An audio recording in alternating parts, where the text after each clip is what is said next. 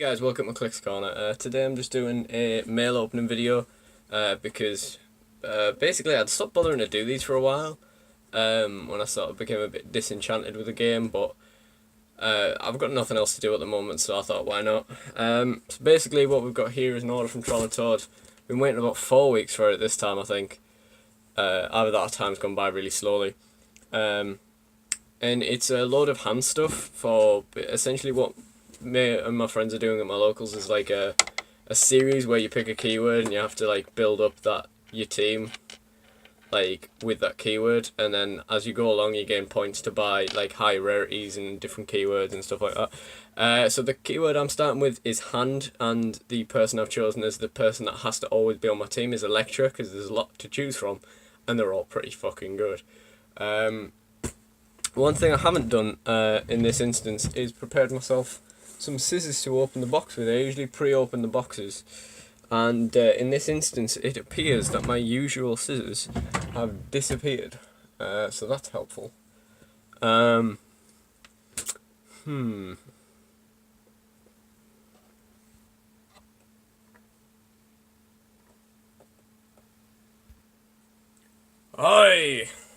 It's go time. Wait, where have the fucking... Where have the parcel? Right. I'm nothing if not entertaining. So as you can see, it was handed over this morning in a bit of a mess of a state. It's sort of more or less battered in every way. But hopefully it was packaged well enough for everything to be okay. The thing I'm worried about is the fact that it's a lot of little plastic figures with a massive power plant that can easily smash on them when someone drops the box a bajillion times. I can't comprehend how a box can end up in this state. And this is one of the reasons why I wanted to open this on camera, just to remember sort of how badly damaged it is. And we'll see if anything's broken. God, I hope not. So the theory was that because the Mandarin in the Invincible Iron Man set has the hand keyword, I'd be able to use his power plant and his rings, which is fair enough by me, because a lot of the keywords, like, you can use the resource if it's thematic, but you know, not a lot of keywords have resources.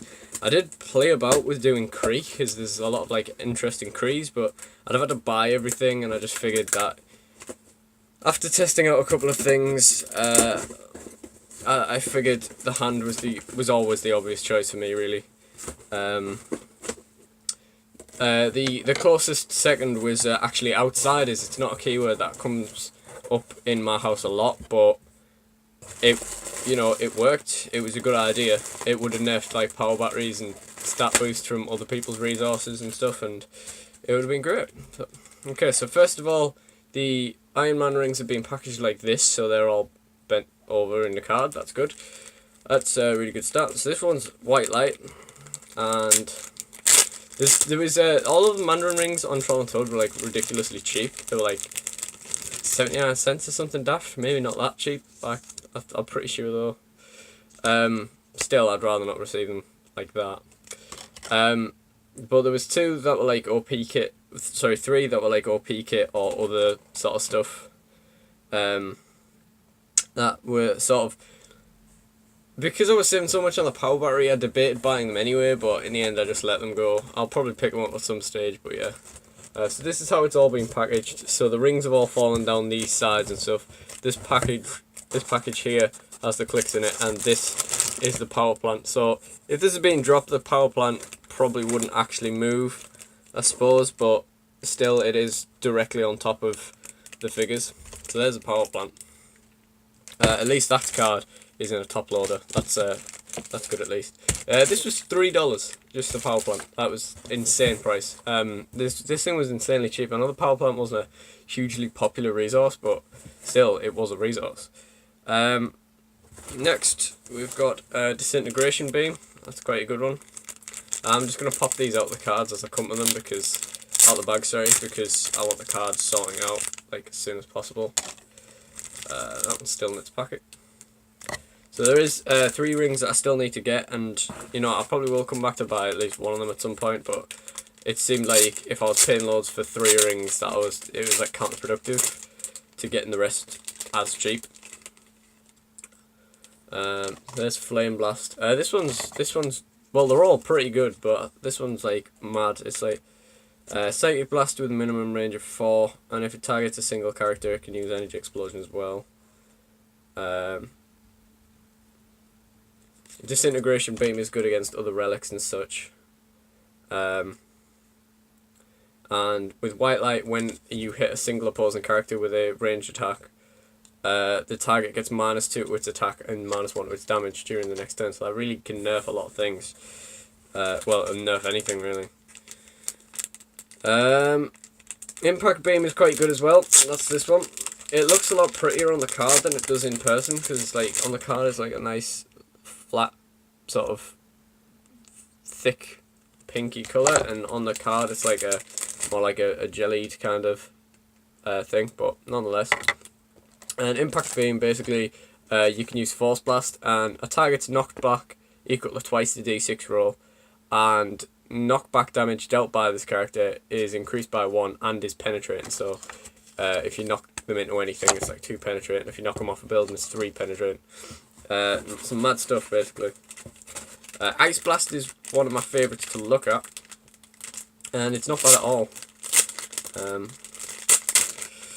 So Ice Blast is Barrier and Incapacitate. When it uses Incapacitate and hit, it may use Barrier as a free action, but can only place barrier markers adjacent to the target. So that will have its uses, but it won't be as useful as others. This one's also still packaged, but basically it's got the 4 or 5 or 6 or 7. It's got white lines on it. And the last one is I think it's the last one. Oh no, there's one more. The penultimate one is Vortex Beam, which gives you TK and the flight ability. So, oh, my voice is gone. So that'll be really good on your when you're doing supporty things. The Mandarin who comes with the rings, that card's actually in okay condition. The Mandarin that comes with the rings can have 2 of them attached to him and can swap between them when he's taking damage. But fundamentally, he's not a bad piece, but he's not amazing.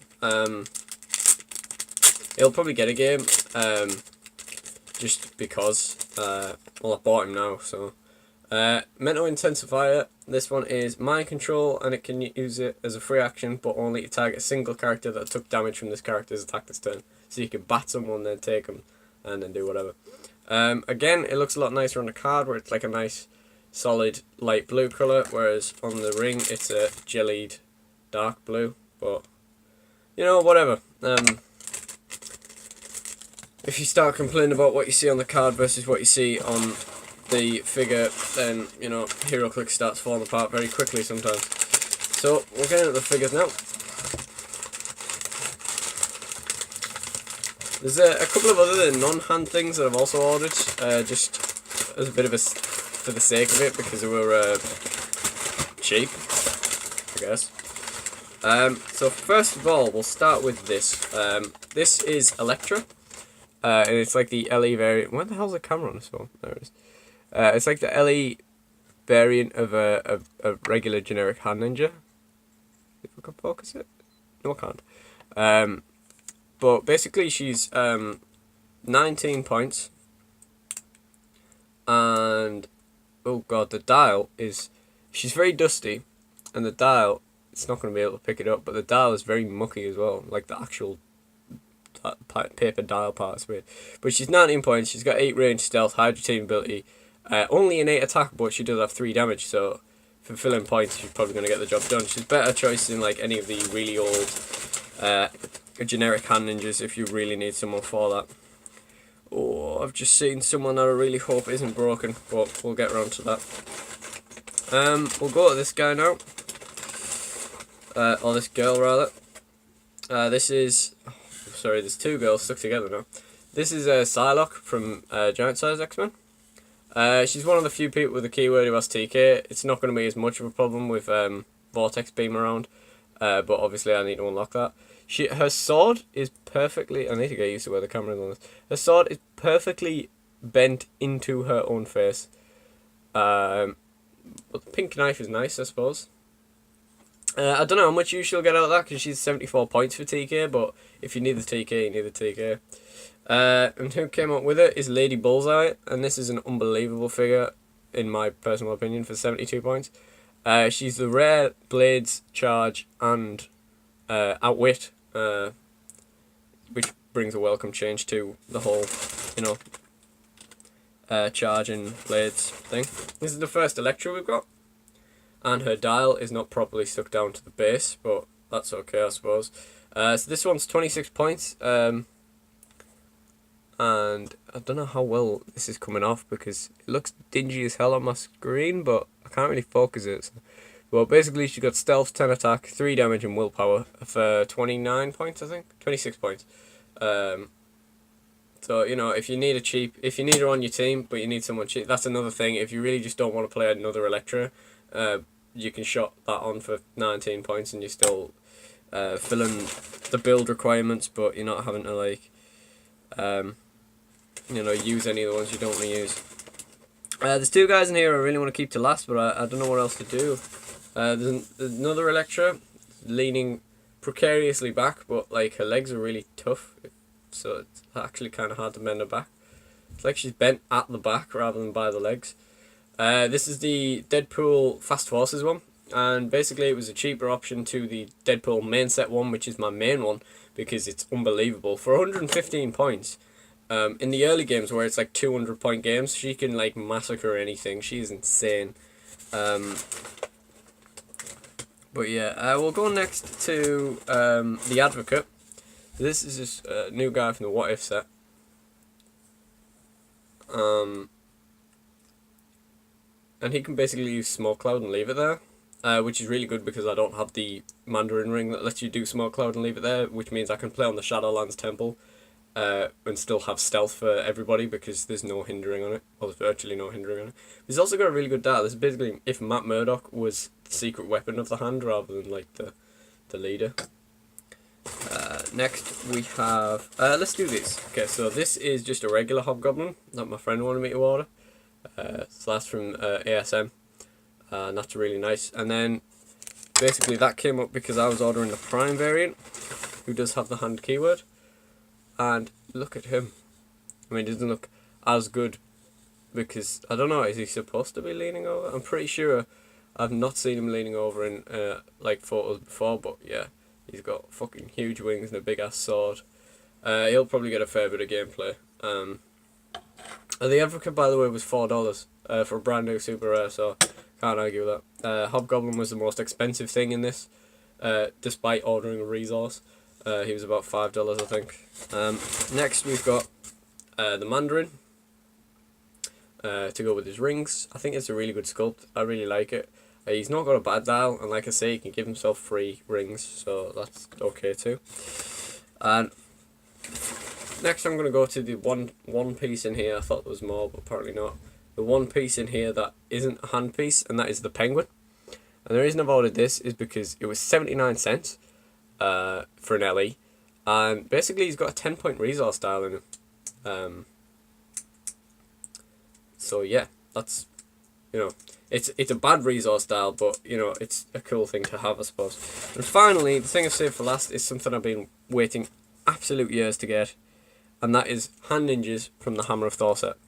These basically work exactly the same as the Deadpool set ones, but a bit worse, including the fact that this one's sword is bent over like one of the ones I have from the Deadpool set. And I think they're supposed to be leaning over. They're supposed to be stood like that. This guy is leaning a bit, but yeah.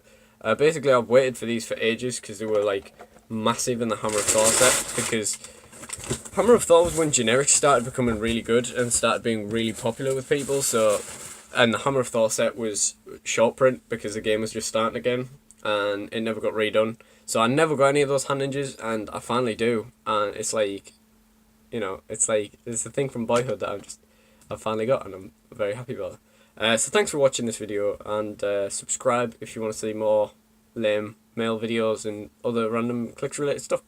Thanks for watching.